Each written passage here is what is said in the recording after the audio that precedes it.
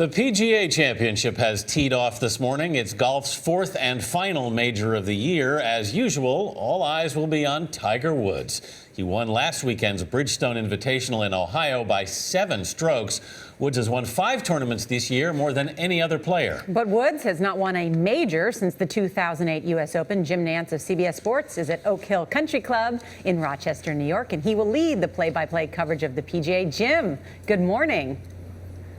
Good morning, Nora. Good morning, Anthony. Yes, there's a lot of anticipation here in Rochester. The skies have cleared after a stormy night, and this course is soft now and ripe for some low scoring. And Tiger, I expect, will take advantage of it. He tees off in about 30 minutes. And we'll be watching, and all eyes will be on Tiger, I'm sure, Jim Nantz. And he comes off that big win in Bridgestone.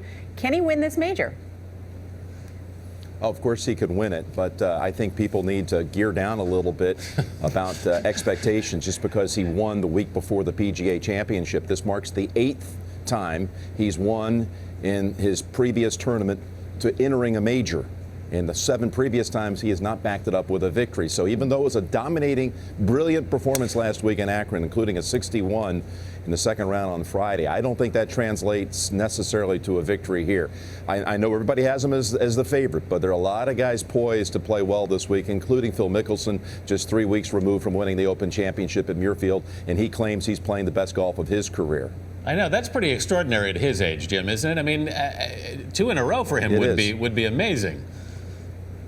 It would be, and I got to tell you this, Anthony, if Tiger wins, no question he'll be the player of the year in golf. But nobody's talking about it. If Mickelson was to win this, giving him 2 majors, another win here in the States, plus the Scottish Open, he would be the player of the year in golf. So I think that's way under the radar right now. But there are other guys, too. You know, Justin Rose won the U.S. Open, hasn't backed it up with some strong performances yet, but he should play well here. And Adam Scott at the Open Championship, the Masters winner earlier this year, he came closer to winning at Muirfield than Tiger did on that occasion. So, again, we wrap it up most of the time around one guy, and he is the greatest player of his generation and probably of all time, but that doesn't necessarily mean he's going to win here at Oak Hill. So what was this, Jim, about that Phil Mickelson almost forgot to register for this tournament?